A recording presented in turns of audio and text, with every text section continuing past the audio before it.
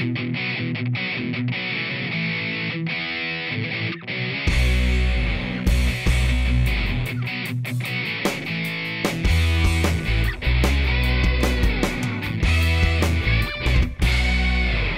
pessoal, vamos começar hoje o nosso curso de matemática para o concurso de Guarda Municipal da Prefeitura do Recife.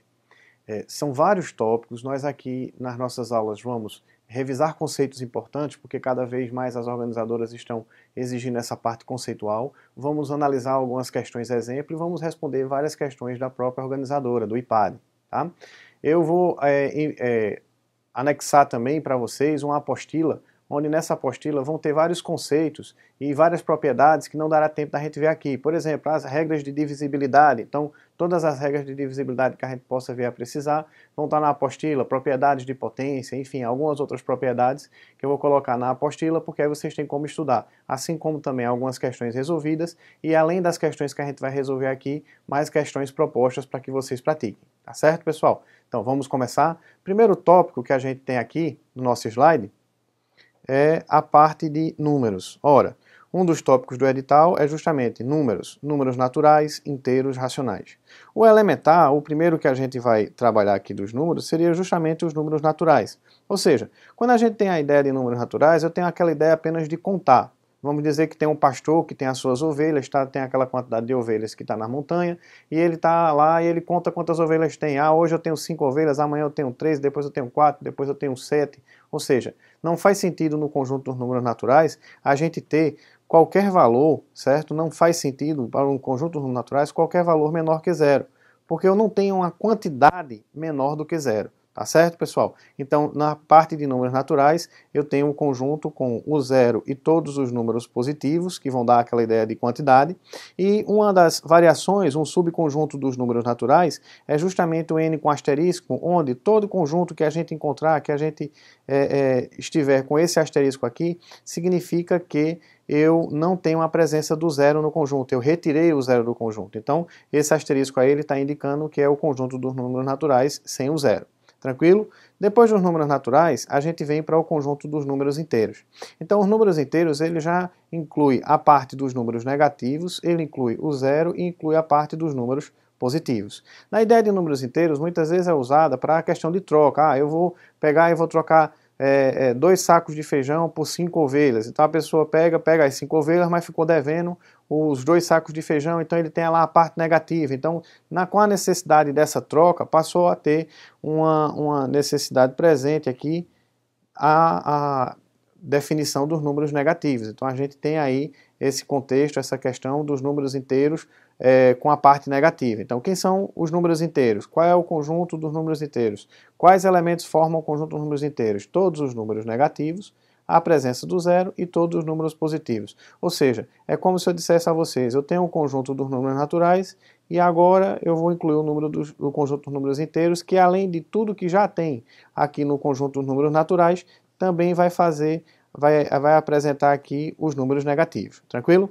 Eu tenho alguns subconjuntos dos números inteiros. Quem seria o conjunto dos números inteiros não nulos? Ou seja, seria o meu conjunto Z com um asterisco aqui, que significa que eu tenho todos os negativos, tá? Todos os positivos, mas eu tenho aqui a ausência do zero, ou seja, seria o conjunto dos números inteiros retirando-se o zero. Gente, essa parte aqui é interessante, ó. Inteiros não negativos. Gera alguma dúvida conceitual quando algumas pessoas vão resolver essa questão na prova. Percebam, qual é o símbolo que eu vou colocar aqui? Aqui vai ser um C e vai ser um mais. Aí algumas pessoas, de forma equivocada, dizem, ah, Eduardo, então o conjunto dos números inteiros não negativos é a mesma coisa de dizer que eu tenho o conjunto dos números inteiros positivos, de forma alguma. Esse Z mais aqui, ele não pode ser chamado de conjunto dos números inteiros positivos. Por quê, pessoal? Porque esse cara daqui apenas tira os negativos. Ele é formado por todos os números positivos, tá? Eu tirei os negativos, então todos os números positivos, mas ele é formado também pelo zero, e o zero ele não pode ser pontuado nem como positivo, nem como negativo. Então nessa característica, nesse contexto, eu não posso chamar o Z+, de conjunto dos números inteiros positivos, ele é o conjunto dos números inteiros não negativos, ou seja, é aquela parte, aquele subconjunto do conjunto dos números inteiros, tal qual eu tirei todos os negativos. Ou seja, esse cara daqui, é a mesma coisa de dizer que eu tenho um conjunto dos números naturais. Conjunto dos números inteiros não positivos, aí o que é que a gente tem? Eu tenho o z-, pela mesma característica, eu não posso dizer que é um conjunto de números inteiros negativos, por quê? Porque tem a presença do zero. Então eu tenho essa parte aí, que é todos os números negativos, mais o zero chamado inteiros não positivos. Agora, já que se eu quiser, em uma determinada situação, encontrar os positivos ou os negativos, eu vou ter que fazer o quê? Eu vou ter, no caso dos positivos, que ter o z+, mas eu vou ter que colocar um asterisco aqui também, para simbolizar que eu estou tirando o zero. Ora, no caso dos negativos, eu vou ter o z-, mas eu vou ter que colocar também aqui um asterisco para simbolizar que eu também não tenho mais o zero. Tranquilo, pessoal? Perfeito? O que é que a gente tem agora? Agora a gente tem o conjunto dos números racionais. O que é um conjunto dos números racionais? Bem, conjunto dos números racionais, o que é um número racional? Número racional é todo x, tal que o x seja igual a uma fração, ou seja, número racional é todo e qualquer número que eu possa representar ele através de uma fração. Tranquilo? É claro, esse P ele pode ser qualquer inteiro, seja negativo, seja positivo, seja o zero, e o Q ele pode ser qualquer inteiro retirando-se o zero, ou seja, obrigatoriamente para esse cara daqui eu tenho que ter o Q diferente de zero. Então vai ser um x tal que eu possa representar ele através de uma fração, mas de tal forma que o Q, tá, o denominador, o elemento que está embaixo nessa fração, o nosso denominador seja diferente de zero. Assim como o conjunto dos números inteiros, os principais subconjuntos do conjunto dos números racionais são racionais não nulos, racionais não negativos, racionais não positivos, racionais positivos e racionais negativos, obedecendo-se assim a mesma forma, o mesmo formato que a gente tinha para o conjunto dos números inteiros. Mas vamos falar mais de números racionais. Ora, quais são os números racionais? São todos aqueles números que eu posso representar através de fração. Tudo bem. Então vejam, por exemplo, todos os números inteiros, eles são números racionais. Veja que, por exemplo, 3 eu posso representar por uma fração, 3 sobre 1, certo? Eu posso representar esse número 3 por uma fração, por exemplo, 6 sobre 2. Ou seja, eu posso representar o zero por uma fração, 0 sobre 5, por exemplo, certo? Então, todo e qualquer número que eu possa representar por fração, ele é considerado um número racional. A gente tem também uma possibilidade, por exemplo, de um cara decimal, vamos dizer aqui 321, eu também posso representar por fração. 321 dividido por 1000. Ou seja, para passar um cara decimal, percebam que esse nosso cara decimal aqui, ele é finito. Para passar esse cara decimal para uma fração, ele sendo finito, basta fazer o quê? Retira-se a vírgula, repete o número aqui, retira-se a vírgula e coloca aqui abaixo um número onde a quantidade de zeros vai ser igual à quantidade de elementos que eu tenho posterior à vírgula. Então eu tenho essa representação para um número decimal finito. Então, todo e qualquer número decimal finito, obrigatoriamente, a gente pode dizer que ele é racional, porque tem como fazer essa conversão, por maior que seja. Mas quando eu tenho um número que vai para infinito? Quando eu tenho um número que vai para infinito, como, por exemplo, esse cara, como, por exemplo, esse cara daqui, o que é que eu posso falar, o que é que eu posso dizer desses números que eles vão para o infinito? Eu posso pontuar esses dois aqui como racionais? Depende. Toda dízima, todo cara que vai para o infinito, ele tem uma característica. Se essa dízima for periódica, por exemplo, se tem um cara lá, não precisa ser no primeiro termo, mas se em algum momento passa a se repetir, passa a ser periódico, então esse cara daqui eu tenho como converter, certo? Mas se for uma dízima que não seja periódica, ou seja, ele vai para o infinito, mas ele não tenha um padrão, então eu não tenho como definir aquele padrão, não tenho como fazer essa situação, então o que é que ocorre, pessoal? Esse cara não pode ser, esse não pode ser transformado para uma fração, então esse cara daqui não seria um número racional. Mas vamos ver, essa questão de dízima periódica é uma particularidade. Qual é a particularidade? Dízimas periódicas são números racionais, percebam, toda dízima periódica, se for periódica, é considerado número racional, não exato, cuja parte decimal apresenta um período. Apresenta um período, ou seja, termo que se repete. Exemplo, eu tenho esse cara daqui, eu tenho esse cara daqui. O período desse, quem está se repetindo é o 5, o período desse, quem está se repetindo é o 45. Tá, Eduardo, mas você disse que toda dízima periódica, ela poderia ser, toda dízima periódica poderia ser chamada de número racional, porque toda dízima periódica ela pode ser transformada para fração, certo? O que é que ocorre? Eu tenho que saber como vou fazer essa transformação. Por quê, pessoal? Porque em diversas situações, e a organizadora, o IPAD, ele pede, em algumas questões particulares, ele pede essa transformação, eu tenho que saber fazer essa transformação quando necessário. Eu posso ter uma situação onde eu me depare com um problema que eu precise fazer a transformação para resolver o problema. Ou também eu posso me deparar numa situação onde eu encontro um determinado valor, vamos dizer que eu fiz lá uma regra de 3, eu fiz uma porcentagem, eu fiz uma questão de probabilidade, por exemplo, acontece muito em probabilidade isso, e aí aquele resultado deu, por exemplo, 0,333333, uma dízima periódica. Mas a gente vai para as alternativas e nas alternativas não tem aquele resultado, tem frações. Então o que é que a gente vai fazer? A gente vai precisar transformar aquele cara para fração para poder saber qual é a alternativa correta. Então a gente vai ver agora como fazer para resolver, para identificar, encontrar qualquer dízima periódica, transformar ela para uma fração. Claro, existem algumas regrinhas básicas, alguns bizus, e essas regrinhas básicas, esses bizus, eu pontuei na apostila, vocês podem ficar lá, se quiser essa maneira mais rápida do bizu, você tem lá na questão da apostila. A gente vai verificar aqui uma situação que é um termo geral para você responder qualquer questão de transformação de dízima para fração. Por quê? Porque essas regrinhas que tem para transformação, elas variam. Para cada situação eu tenho uma regrinha diferente.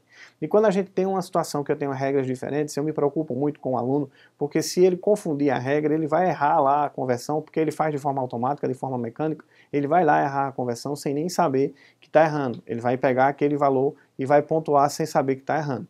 Então vamos aqui para o slide para ver essas transformações, como elas são feitas. Pessoal, uma das situações que a gente tem aqui, por exemplo, seria converter esse cara daqui para uma fração. A regra, quando eu tenho essa situação, ou seja, esse cara é zero e aqui eu tenho só a dízima periódica, é uma regra bem fácil.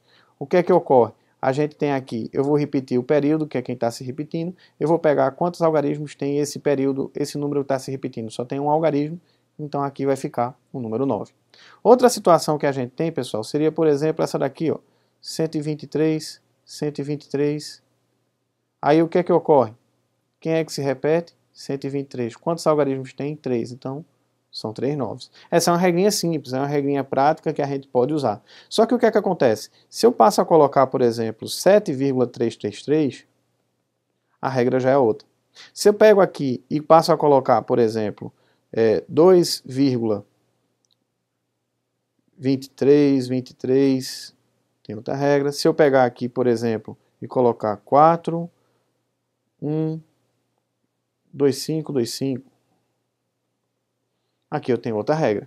Ou seja, pessoal, eu tenho que decorar uma regra para cada situação, uma regra para esse cara, uma regra para esse, uma regra para esse, uma regra para esse. O que é que acontece? Quando a gente tem que decorar situações diferentes, corre-se o risco de nos equivocarmos e errar sem nem saber que está errando. Então, o que é que eu acho melhor? Existe uma forma padrão, um termo geral, que a gente vai resolver toda e qualquer conversão de dízima periódica.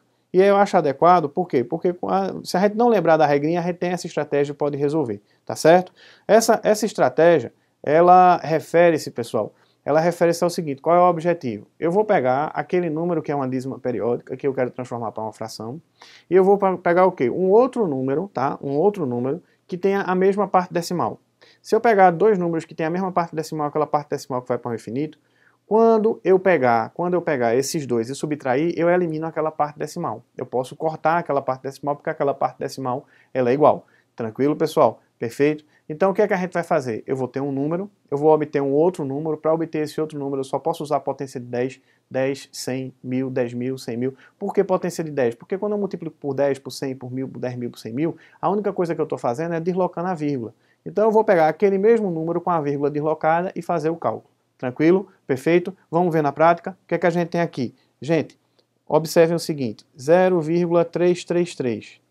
Eu vou chamar esse cara de x. Eu vou pegar um múltiplo desse cara, ou seja, 10x. Com isso, eu tenho um zero, eu andei a vírgula uma casa. Vai ficar o quê? Eu tenho aqui, andei com a vírgula uma casa, 333. Aí eu vou fazer o quê, pessoal? Agora eu tenho dois números que têm a mesma parte decimal. Posso subtrair os dois. 10x menos x igual a 3,333. Aí aqui a gente tem 0,333. Quando eu pego esse cara daqui e esse na cara daqui, faço a subtração, vai dar 9x, certo? Que é igual, aí o que é que a gente tem aqui? Ó, cortei essa parte, fica 3. Isso aqui vai me dar o quê, pessoal? X é igual a 3 nonos. Eita, Eduardo, mas é muito mais fácil usar essa regra. Gente, é muito mais rápido, é muito mais prático. Por isso que no material que vocês vão receber, na apostila, vai ter lá essas dicas, esses bizus de como fazer essa situação mais rápido. Mas o que ocorre? Essa situação aqui, essa regra aqui, tá? Essa regra daqui que eu tenho, ela pontua para esse caso, mas ela não pontua para todos os casos. Então, esse método de resolução que eu estou fazendo aqui, a gente utiliza para todos os casos. Então tem essa situação que é mais vantajosa por conta disso. É uma regra para todas as situações. Então o que é que a gente tem? Por exemplo, esse 7,333, eu já teria que usar uma outra regra. Mas aqui não, eu vou usar a mesma estratégia. Aqui eu tenho x igual, vou multiplicar por 10, porque eu vou deslocar a vírgula. Esse cara vai ficar 7333. Aí o que é que acontece? Vou subtrair os dois, ó, 10x menos x igual 73,333 menos 7,333. Corta essa parte decimal. Aqui vai ficar 9x igual. Gente, 73 menos 7 dá quanto? 73 menos 7 dá 66, certo? 66. Então, o que é que a gente tem? X é igual a 66 sobre 9.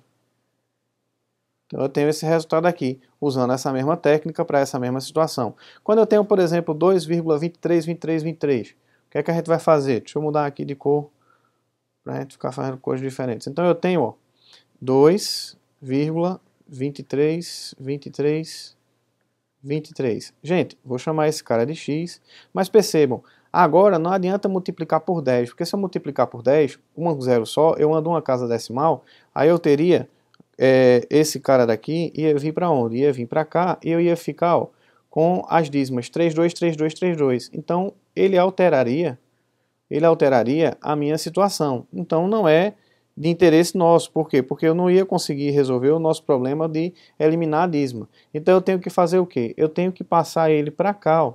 Ou seja, eu vou ter que multiplicar por 100. Então eu vou ficar com isso aqui. Certo, pessoal? Vou ficar com esse cara. Agora eu vou fazer essa subtração. Ó. 100x menos x. Isso aqui vai dar 223,2323.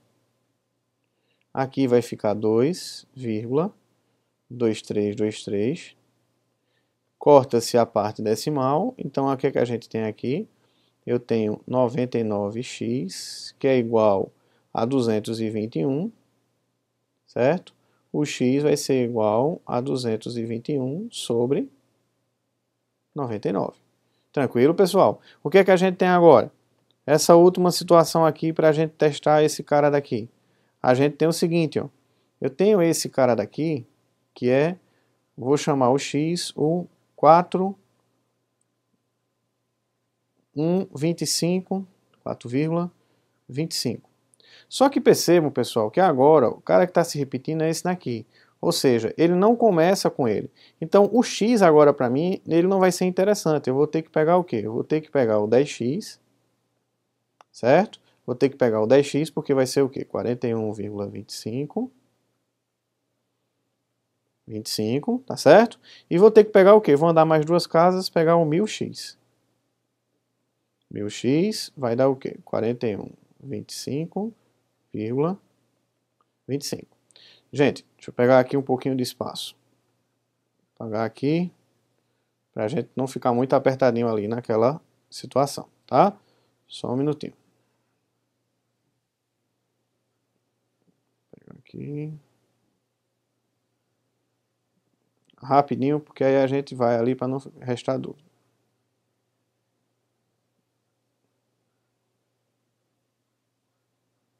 Pronto. Agora a gente vai para aqui. A gente tem o quê? 4.025 vezes, perdão, vírgula, 25, 25. E o outro número que é o 41,25. Peraí. 25. Mudou de cor. Deixa eu pegar só aqui, pessoal.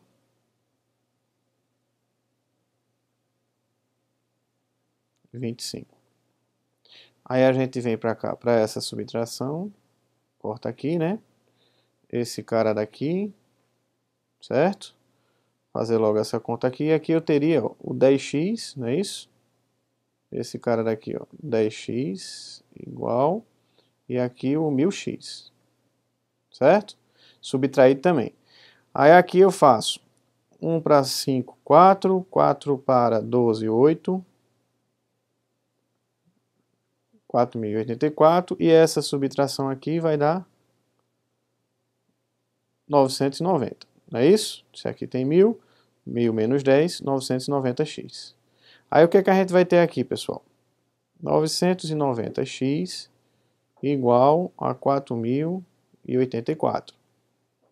X é igual a 4.084 sobre 990. Então vejam, pessoal, com essa situação aqui que a gente tem, tá? Vejam com essa situação que a gente pode utilizar essa regrinha, esse termo geral, para qualquer situação.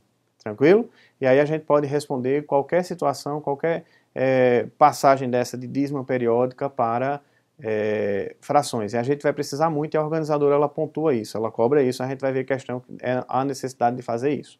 Tranquilo, pessoal? Perfeito? Então bora para cá. Números reais. Então o que é que a gente tem? Depois que a gente teve os números naturais, incluindo-se os negativos, a gente tem os números inteiros. Todo e qualquer número que eu possa representar por uma fração, os números racionais. Os que eu não consigo representar por fração são os números irracionais. Então, o conjunto dos números reais seria justamente o conjunto, pessoal, conjunto dos números reais, o conjunto que junta todos os racionais, certo? Todos os racionais com os irracionais, que são aqueles que a gente não consegue passar para a fração. Tranquilo? Então a gente teria esse formato aqui. Conjunto dos números naturais, tá certo? Incluído dentro do conjunto dos números inteiros, que está incluído dentro dos números racionais. Os números irracionais não tem interseção aqui entre eles, eles são separados, mas a união desses, juntando-se os racionais com os irracionais, eu chego no conjunto dos números reais. Certo, pessoal? Vamos ver como é que as organizadoras, no caso da gente, o IPAD, cobram esse tipo de assunto na prova, pessoal. Primeira questão. Quaisquer que sejam o racional A, veja, o racional A, deixa eu passar para a caneta. Quaisquer que sejam o racional A, então eu tenho um A racional. E o irracional B, então eu tenho outro número B, que eu sei que é irracional. Certo? Tranquilo? Quaisquer que sejam, o A sendo racional e o B sendo irracional. Quaisquer elementos desses conjuntos de racionais e de irracionais. Podemos afirmar que 2 vezes A vezes B é irracional, A vezes B vezes 2 é irracional, A vezes B é irracional, 3 vezes A vezes B é irracional, 2 vezes A mais 5 vezes B é irracional. Pessoal, preste atenção no seguinte detalhe. Basicamente, quando eu tenho um número irracional, por exemplo, qual seria um número racional? Π. Qual seria outro número racional? Raiz de 2. Basicamente, quando eu tenho um número irracional, que eu multiplico por um número racional, sempre eu vou ter como resultado um cara irracional. Quer dizer, 2π é irracional, 3π é irracional, menos 2π é irracional, 5 raiz quadrada de 2 é irracional. Exceto quando eu tenho um cara específico racional. Quem? O zero. Se eu multiplicar zero por qualquer grandeza, por qualquer valor, o resultado final vai ser zero. Ou seja, se eu pego o zero e multiplico por π, o resultado nesse caso aí, nessa situação, vai ser o quê, pessoal? Vai ser zero. Por mais que o π seja irracional, por mais que o raiz de 2 seja irracional, mas multiplicando-se por zero, o resultado vai ser zero. Então, nesse caso, pessoal, como abrange todo o conjunto dos racionais, incluindo-se o zero, a gente tem que pontuar isso daí, porque se a gente não lembrasse do zero, a gente poderia errar. O que é que a gente vai ter nessa questão aí? Vamos voltar para o slide. Ora, esse A daqui, ele pode ser o zero. Então, nessa multiplicação todinha dá zero, o zero não é irracional. Então, tá errado. Esse A daqui, ele pode ser o zero, anulando todo esse cara e deixando de ser o resultado irracional. Esse cara daqui pode ser o zero, anulando todo esse cara, deixando esse cara de ser irracional. Esse cara daqui pode ser o zero, anulando todo esse cara, deixando esse cara de ser irracional. Ora, mas o que é que a gente tem aqui? Nesse caso, pode ser o zero, mas eu vou multiplicar por 2 e aqui vai ficar zero. E aqui vai ficar o quê? Eu estou somando o zero, eu não altero o valor desse cara. Como o b é irracional, 5 vezes b vai dar um resultado irracional, realmente esse resultado daqui, ele é irracional. Está certo? Então, eu tenho esse cara daqui como correto. Tranquilo, pessoal? Perfeito? Então, não esqueçam do zero. Não esqueçam do zero nessa operação de multiplicação. Outra questão de prova. Essa questão aqui está faltando, aqui esse ponto aqui, que aqui tem uma divisão, tá? Coluna 3 é a divisão. Aí, o que é que tem? Observe os dados apresentados na tabela abaixo. Coluna 1, coluna 2, coluna 3, certo? Aí o que é que eu tenho como questionamento? Se T for a soma dos 3 resultados apresentados na coluna 3, ou seja, o T é igual a gente pegar aqui e colocar o quê? Colocar 0,666 mais 0,8333 mais 0,5. O que é que acontece, pessoal? Vai ter muita gente nessa questão que vai fazer o quê? Tem muita gente que vai vir nessa questão, dizer, uma questão dada da prova, faz a soma desse cara.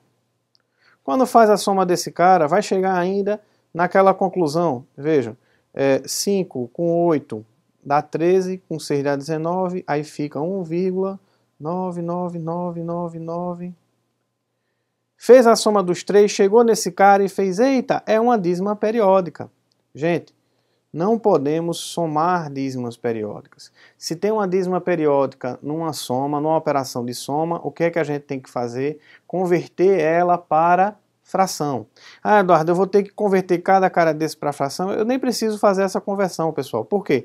Porque esse cara daqui já é o resultado dessa divisão. Então eu posso fazer o seguinte, eu posso dizer que T é igual a 2/3 mais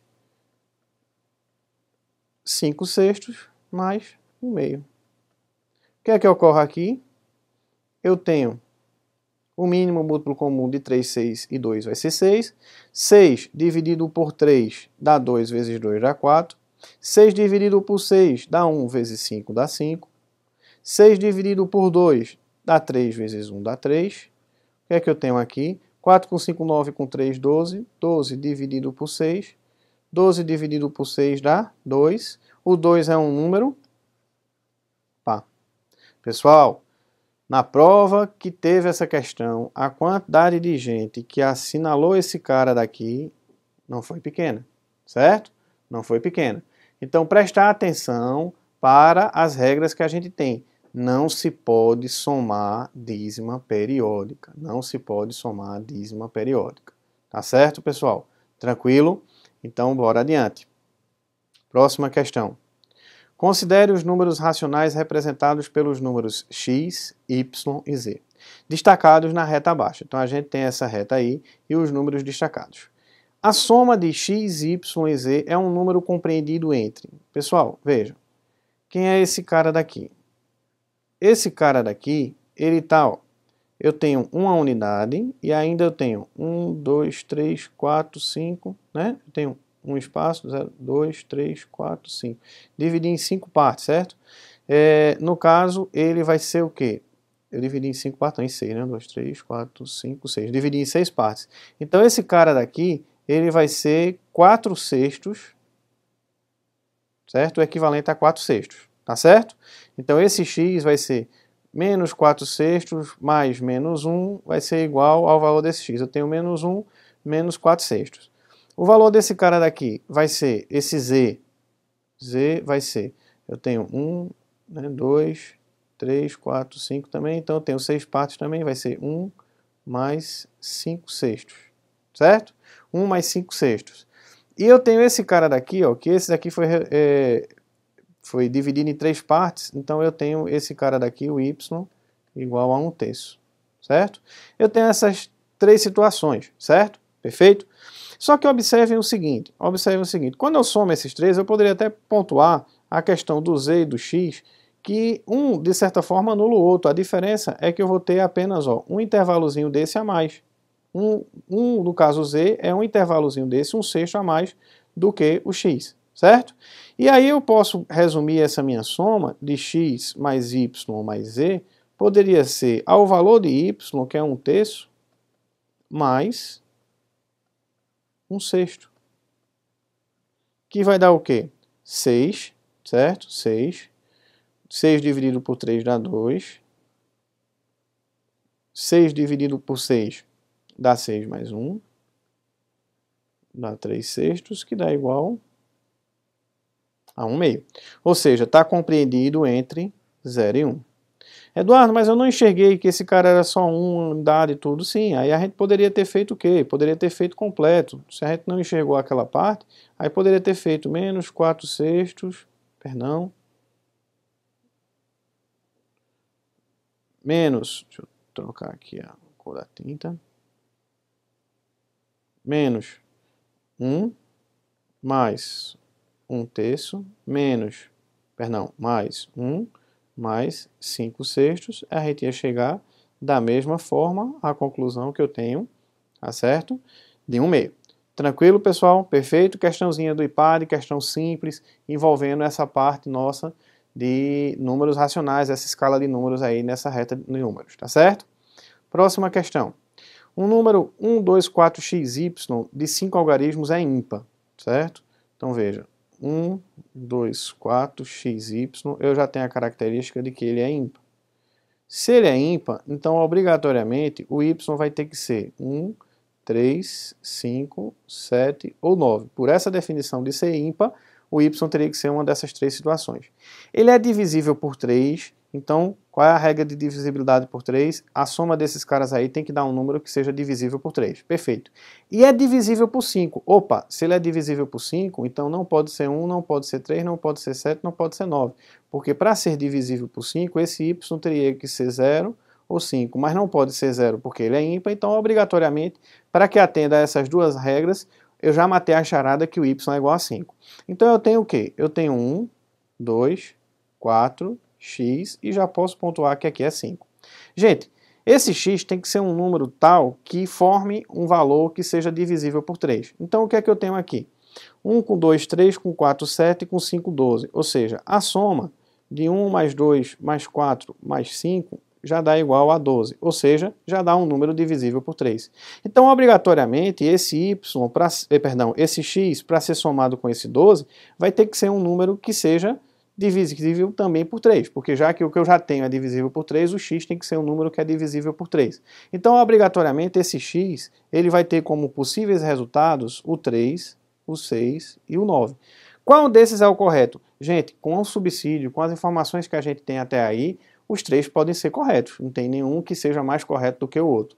Qual é a pergunta? A soma dos possíveis valores de x é igual a... Opa, quais são os possíveis valores de x que a gente encontrou? 3, 6 e 9. 3 com 6, 9 com 9, 18. Então, a alternativa correta para essa pergunta é justamente a letra E, que tem como resultado 18. Tranquilo, pessoal? Perfeito. Com isso, nós encerramos nossa primeira aula de matemática para a turma de Guarda Municipal.